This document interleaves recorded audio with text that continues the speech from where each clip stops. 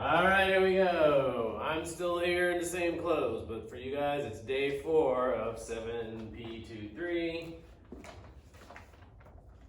today we're talking about how electricity is made. So, today I can explain how electricity is made and used.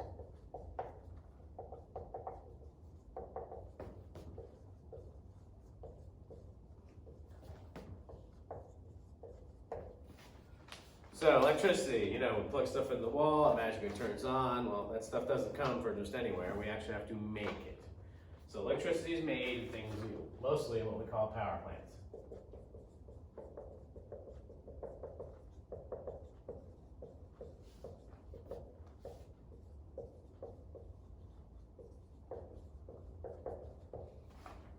Electricity is made in power plants. Power plants come in many different varieties.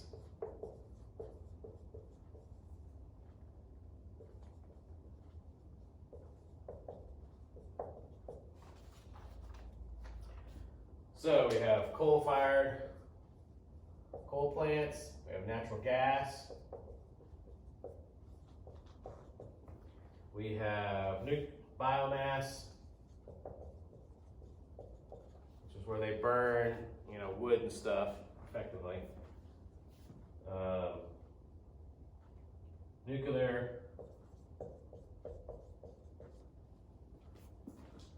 Then we have solar cell plants. We have solar concentration.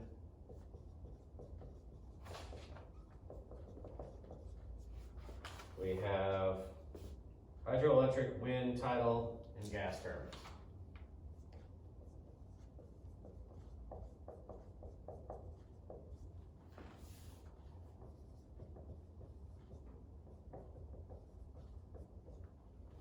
I guess I should have put gas turbines up here.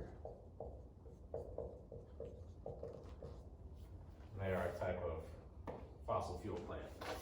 So, in these up here, this group here, we are using natural resources of some sort to heat water and make it into electricity. Solar cells, it's literally exactly what it sounds like. It's a solar cell power plant. So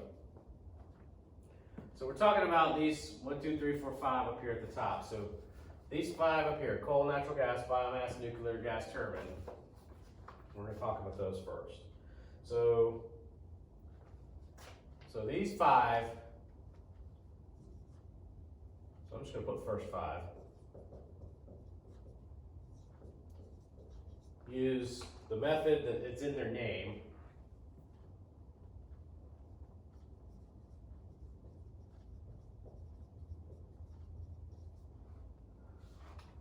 Let's see, so gas turbine's kind of off on its end. So let's say the first 4.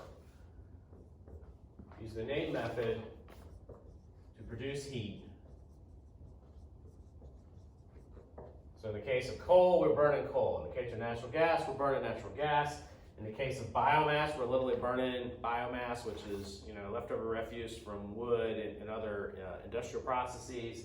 And with nuclear power, we're using the splitting of uranium atoms.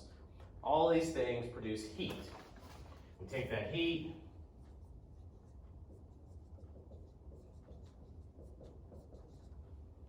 to boil water,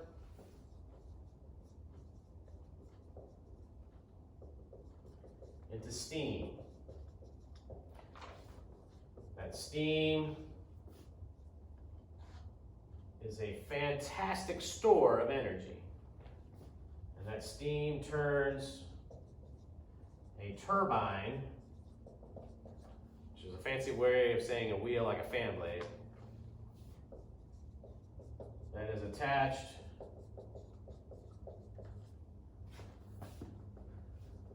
to a generator. And the generator is actually the device that produces electricity. So you've got, let's just call this a fire over here, whether it's coal, gas, biomass. We literally are burning something. And so above that, we put a big pot, say, of water. And as the energy flows into the pot, this water boils.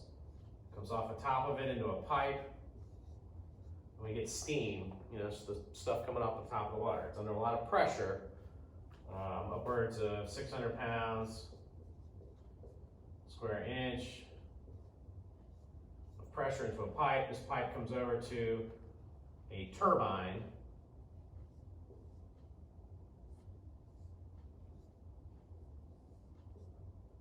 which basically looks like a bunch of fan wheels on an axle.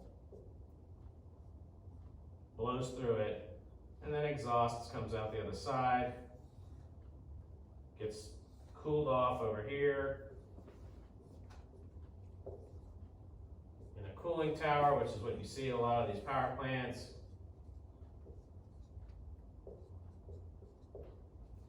So it turns this turbine like this, and this turbine is attached to a generator with a shaft. The shaft spins the generator, and then we got the wires coming off the generator, and we get electricity.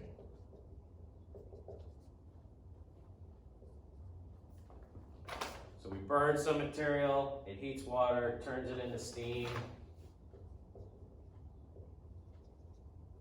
under very high pressure. That high pressure steam turns it to the turbine, spins the turbine, which turns a shaft, which turns the generator, and the generator is what produces electricity. And electricity goes out through wires to a distribution system, which then comes into your house, and that's where you get electricity. So that's the first three: coal, gas, and biomass. That's 1, 2, and 3. Now nuclear, in a nuclear system, we just replace this piece right here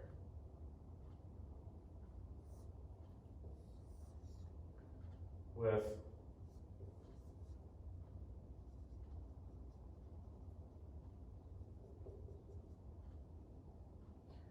nuclear power, instead of burning something, we're just splitting these atoms. So we take this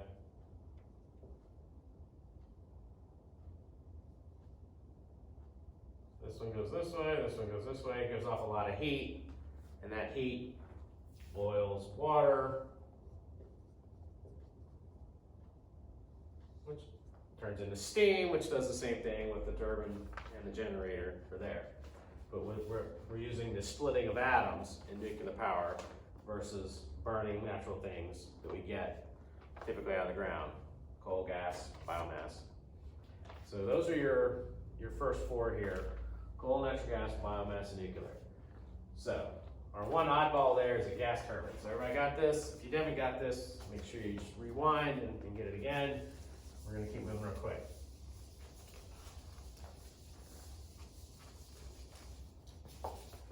Now, gas turbine, this one little one down here, literally takes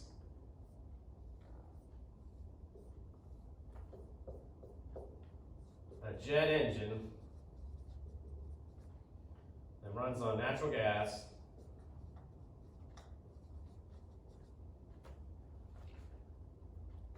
and a jet engine. So they spin it up, it runs on natural gas, and then the shaft coming out of it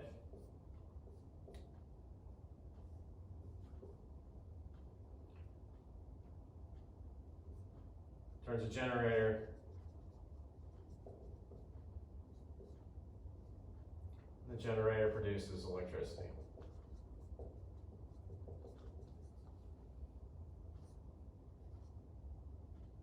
This is rotating.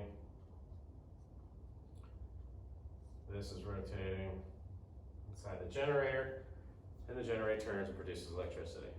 These are typically used in surge cases, so they're relatively small as far as power plants go, but you can put a bunch of small things here, there, in different places, and then suddenly in the middle of summer, when everybody turns on their AC at the same time, these things will kick on and give you extra electricity. Now, the worst part about these, though, is that even though they're kind of small and easy to deal with, and they burn natural gas, which is very clean burning, they're probably one of the most inefficient ways. That's why they're only used in surge power situations, Or like way up in the Arctic or Antarctic where there's not a big power plant, but you can ship something like this in the back of a truck.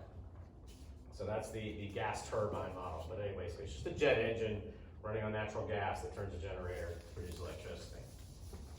There's a bunch of these. If you go down I-85 south of Gastonia and you look over on the left side about where that way station, the new way station is before you get to the state line, there's a bunch over there on the side if you ever get a chance to see those. So solar cells, really, I mean, it's exactly what it says like. You put a solar cell out while the sun shines on it, it produces electricity. As long as the sun is shining. Since the sun doesn't shine, these things don't work. So the only problem with solar cells is it's great for when the sun's out, but on a cloudy day or at night, they don't produce anything. So in order to have this run a lot of things, you've got to have some sort of way of storing excess energy and then supplying it when the sun's not out, which typically would indicate some sort of battery, and batteries are crazy expensive. So solar cells, solar electricity is great as long as the sun shines, works great in southwest or in Florida where the sun's always out. But in other places where the sun's not out a lot or it's cloudy on a regular basis, not so much of a great idea. Solar concentration. So you have basically what looks like a water tower, and all the way around it are mirrors. All the way around, there's this huge field of mirrors, and they're all aimed at this thing. So as the sun shines on it, all these mirrors are aimed at the one spot up here on this tower, looks like a water tower. And just like with a magnifying glass in the sun, and you're out there and you create that little bitty white spot, and it's able to catch things on fire. Well, you multiply that times like 1,000,000, and you get something that looks like this. And so out in the desert, they built a couple of these, and so it takes the sun, all of it, these mirrors reflecting the sun to this one spot on this big ball that's got water in it, and then it turns the water to steam. Steam runs down the pipe, there's underground things, turns a turbine, which turns a generator. So I mean, you keep coming back to a turbine and generator and steam. It's just something we've been doing as humans for a long time, and it's very effective. But you take water, you turn it to steam. Steam has a lot of energy, and we can do a lot of things with it. And you turn a turbine, which turns a generator, which produces electricity. So that's a solar concentration plant. That's this one right here.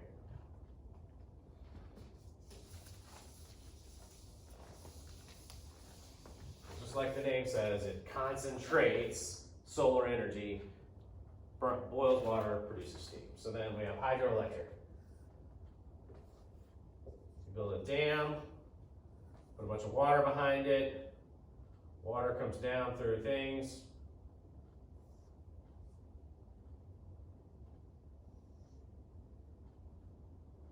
Into the powerhouse. And guess what? Turns a turbine, which turns a generator, which produces electricity. So we take water flowing through a turbine and now turns the turbine, turns the generator, produces electricity. So that's hydroelectric. So as long as the creek, the river doesn't dry up and cause this water level to go down, you have a pretty constant source of pretty clean electrical power. Well, the problem is there's just not that many creeks and rivers that you can dam up to the point which produce power. So around here we have